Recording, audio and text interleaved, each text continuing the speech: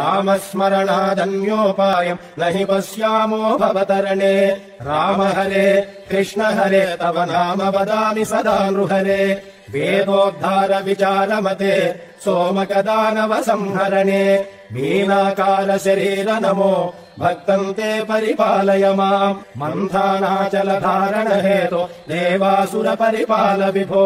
कूमाकार शरीर नमो भक्तम् ते परिपालय माम् भूचोरकहर पुण्यमते क्रोडोद्धृत भूदेव हरे क्रोडाकार शरीर नमो भक्तम् ते परिपालय माम् हिरण्यकशिपुच्छेदनतो प्रह्लादाभयदायक हेतो नरसिंहाच्युत रूप नमो भक्तम् ते परिपालय माम् भवबन्धनहर विदतमते पादोदक विहताघतते वटुपटु वेषमनोज्ञ नमो भक्तम् ते परिपालय माम् क्षितिपति वंशक्षयकरमूर्ते क्षितिपति कर्ताहरमूर्ते भृगुकुल राम परेश नमो भक्तम् ते परिपालय माम् सीतावल्लभ दाशरथे दशरथनन्दन लोकगुरो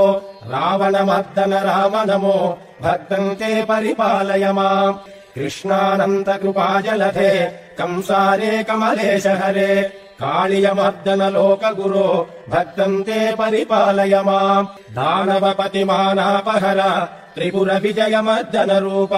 बुद्धज्ञाय च बौद्ध नमो भक्तम् ते परिपालय माम् शिष्टजनावन दुष्टहर खगदुरगोत्तम वाहनते कल्किरूप परिपाल नमो भक्तम् ते परिपालय माम् राम हरे कृष्ण हरे तव नाम वदामि सदा नृहरे रामस्मरणादन्योपायम् न हि पश्यामो भवतरणे